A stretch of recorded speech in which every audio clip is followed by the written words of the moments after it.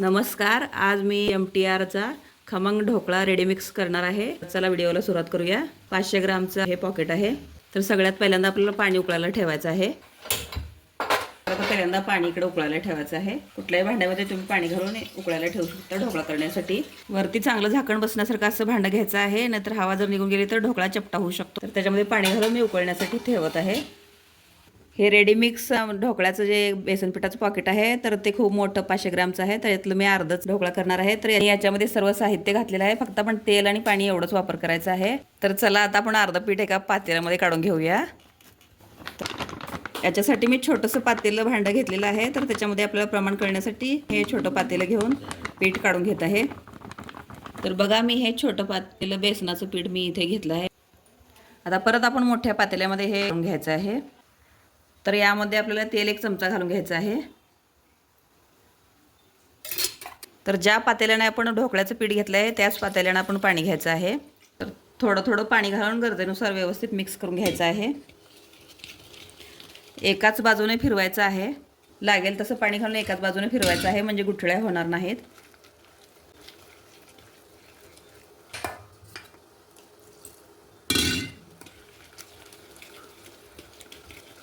आपल्याला ढोकळा ज्या भांड्यात घालायचा आहे बनवण्यासाठी तर त्याला थोडंसं तेल लावून घ्यायचं आहे. ढोकळा चिटकणार नाही.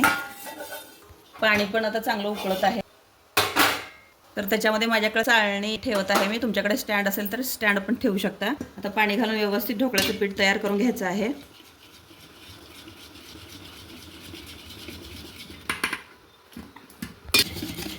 आपलं पीठ बघा व्यवस्थित फुगत चाललेलं आहे. आता व्यवस्थित मिक्स झालं आहे. आता हे भांडं मी ते पाण्यावरती ठेवत आहे.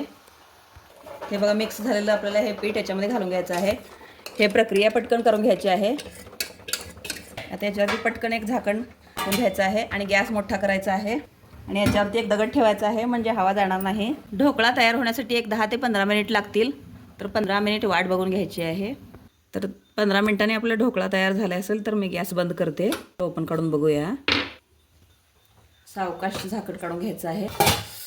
वाफ हाताला लागू शकते, तर सावकाश काढून घ्यायचं आहे. तर मस्त आपला ढोकळा तयार झालेला आहे. तर त्याला बाहेर काढून घेते मी. हा मस्त फुगलेला आहे बघा. चाकू घालून बघायचं आहे. तर आपला ढोकळा तयार झालेला आहे. तर याच्यासाठी आपण आता तडका करून घेऊया.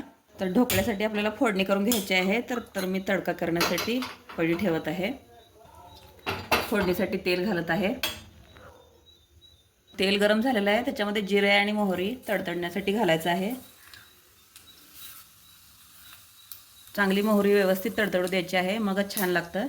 आणि मोहरी थोडी जास्त घालायचं आहे. दाताखाली आली की त्या ढोकळ्यावरती खूप छान लागतं.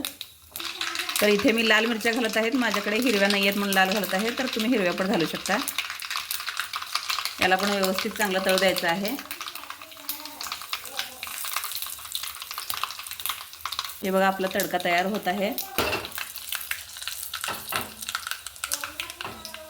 हिंग असेल तर तुमच्याकडे घालू शकता.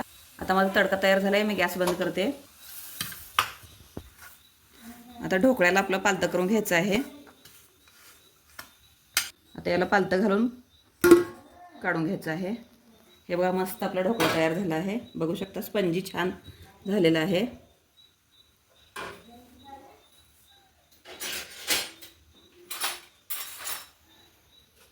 याच्यावरती फोडणी घालून घ्यायची आहे.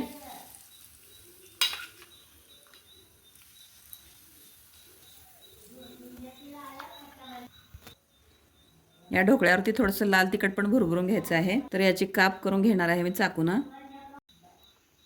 तुम्हाला आवडेल तशा आकारामध्ये तुम्ही कट करू शकता.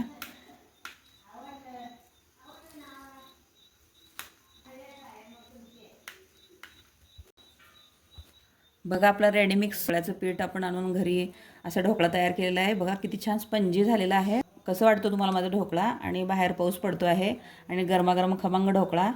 हा व्हिडिओ तुम्हाला आवडला असेल तर लाईक करा, सबस्क्राईब करा आणि शेअर करा. धन्यवाद.